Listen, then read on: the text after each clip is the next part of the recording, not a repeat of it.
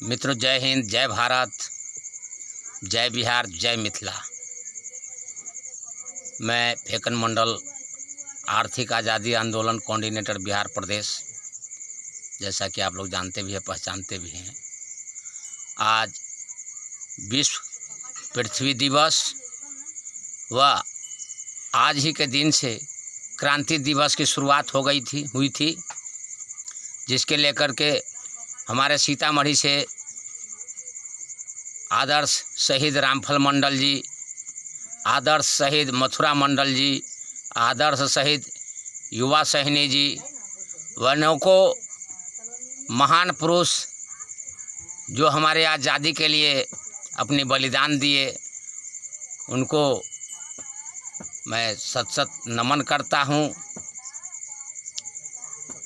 और इसके साथ ही जो भी हमारे देश के शहीद हुए, शहीद भगत सिंह, अशफाक उल्लाह, उधम सिंह, बहुत ऐसे महान क्रांतिकारी हुए जिन्होंने अपनी भरी जवानी में फांसी को हंसते हंसते गले को चूम लिए।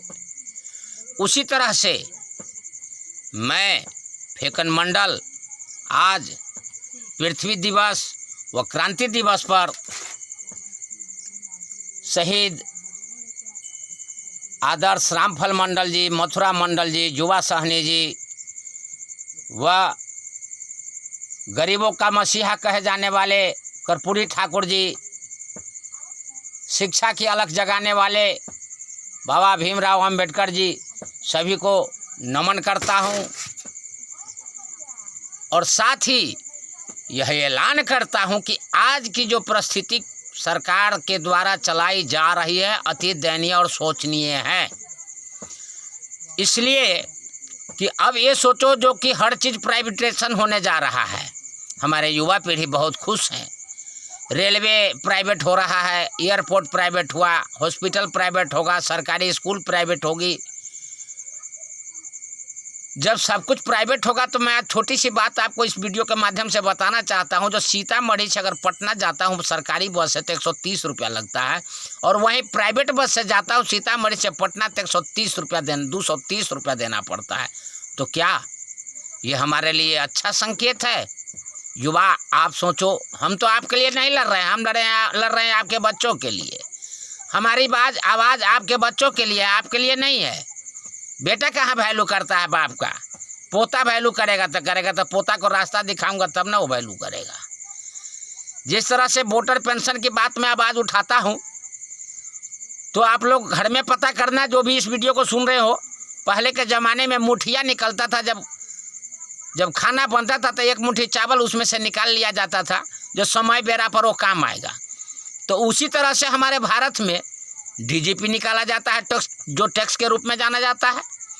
और जो मुठिया का चावल किसी दिन घर में अगर खर्चा ना हो तो उस मुठिया में का चावल को यूज किया जाता, तो पूरे घर में परिवार में जितने लोग रहते हैं सब ना खाते हैं। तो उसी तरह से जो टैक्स का पैसा केंद्र सरकार के पास जाती है, तो उसमें हमारा भी हिस्सा होना चाहिए। इसी पर खोज करके विश्व आत्मा भरत गांधी जी ने सन 2005 में राज्यसभा में पेश किया, जिसमें 137 सांसदों के द्वारा पेश किया था। 400 सांसदों ने इसका समर्थन किया और अनेकों तरह की बवाल बचे बीच में। उसके बाद कांग्रेस सरकार ने मानी थी जो कि भाई हम इतना पैसा किस प्रकार देंगे, कैसे देंगे, तो आधार कार्ड चालू हुआ। तब तक गरीब कैसे जिएगा और लोग कैसे जिएंगे, तो उसके लिए 5 किलो चावल लागू हुआ। फिर हुआ भाई इससे गुजारा नहीं होगा, लोग को रोजगार भी तो चाहिए, तो मनरेगा लागू हुआ। ये विश्व आत्मा भरत गांधी जी का देन है। ये न इसमें कांग्रेस का देन है, न मोदी जी का देन है, ये विश्व आत्मा भरत गांधी का देन है। ये आर्थिक आज़ादी का आंदोलन का आवाज़ का देन है, जो आज 5 किलो चावल और मनरेगा के तहत जो पैसा दिया जाता है, जिस पैसे को मुखिया और सरपंच लोग मिल करके उन मजदूरों तक उस पैसे को नहीं पहुंचने दिया जाता, और वो पैसा वो लोग खाते हैं, ऐश में रहते हैं। जैसे कि बहुत सुविधा देती है सरकार, का जिम्मेवारी बनता है। ये सोचो आप, जब घर में बच्चा पल रहा है, वो बच्चा अगर किसी कारणवश मर जाता है तो सरकार उस पर भी 100 गो सवाल करती है, घर में बच्चा मार दिया, या गर्भपात करा ले तो नर्सिंग होम को सील कर दिया जाता है। तो यह समझ ले आप लोग, इसी तरह से सरकार की जिम्मेवारी बनती है हर एक आदमी को भोजन देना, और सरकार दे रही है, सरकार दे रही है, लेकिन ये घुमा घुमा के दे रही है। जैसे कि आंगनबाड़ी है, नीतीश बाबू कई दिन से कह रहे हैं ये 200 ग्राम जो रजिस्टर्ड बच्चे आंगनबाड़ी में उनके बच्चों को दूध मिलता है। मैंने काफ़ी जगह पता किया, औरतें लोग जानबे नहीं करती आंगनबाड़ी क्या होता है। ऐसे भी हमारे समाज में लोग हैं, अभी भी ऐसे भी समाज में लोग हैं जो ये जानते नहीं है, जो हमारा योजना हक कहाँ है। आप जीविका वाली के द्वारा मदद देती हैं, अभी आपने कहा था घर घर जाकर राशन कार्ड बनवाओ, लेकिन मेरे नज़र में तो घर घर नहीं आई वो। तो ये गरीबों के साथ छलावा होता है। गरीब लोग तो 4-5 किलो चावल में ही भुला जाता है। मोदी जी कोरोना महामारी में 500 रुपये भेज दिए, इसमें भुला दिए। मोदी जी गैस सिलेंडर 3 महीना फ्री में पैसा दिए, लेकिन ये किसी ने नहीं सोचा। जिन शहरों में पाइप द्वारा गैस लाइन फिटिंग हो गया है, वहाँ जो सिलेंडर खाली हुआ, वो सिलेंडर क्या, ये उद्योगपति जो सिलेंडर बनाते हैं वो कहाँ रखता। उन्होंने बहाना ढूंढा, जब घर घर ये सिलेंडर चूल्हा के साथ भेजवा दो और उनकी सब्सिडी बंद कर दो जब तक हमारा सिलेंडर और चूल्हा का पैसा पूरा ना हो जाए। और वही हुआ। आज उसके आड़ में A to Z आदमी का सब्सिडी बंद कर दिया गया है। ये फायदा किसका हुआ? इसमें कौन पिसता है? सबसे ज्यादा पिस रहा है मिडिल क्लास, जो पढ़े लिखे होने के बावजूद भी अपना आवाज नहीं उठाते हैं। अनपढ़ों को क्या है? अनपढ़ को तो कुछ पता ही नहीं हो, तो जानता ही नहीं है। अनपढ़ तो जानता नहीं है। नेता लोग आते हैं, भीड़ में आते हैं, कार में आते हैं, गाड़ी में आते हैं, मोटरसाइकिल से आते हैं और अपना उद्यम मचा करके अपना चल देते हैं। गरीब उसी में खुश होता है। नेताजी आए थे हमारे घर में, मुझे 10 महीना हो गया किसी गांव में बैठे हुए। जैसा कि आप लोग अच्छी तरह भली बातें जानते हैं, इस पेकन मंडल को देश विदेश तक जानता है, लेकिन मैं एक घर में बैठा हुआ हूँ, दीप जला करके बैठा हूँ और यहाँ पर कोई नहीं है। क्यों? क्योंकि यहाँ का समाज को जानकारी नहीं है। यही जिस तरह से मैं हूँ, अगर यही मैं किसी गाड़ी में बैठ के आया होता, 4 गुंडा लफंडर को लेकर आया होता, तो घर से सब निकल के आए होते, नेताजी मेरे गांव में आया है। लेकिन मुझे 10 महीना हो गया, कोई जानता भी नहीं यहाँ कौन है। हाँ, किसी ने पूछा भी नहीं होगा चाय पी लो। मैं किसी गरीब के घर रुका हुआ हूँ और किसी गरीब के घर ही रुकता हूँ। वो हमें अपना मानते हैं, मुझे यहाँ सुविधा मिला हुआ है, रुका हूँ।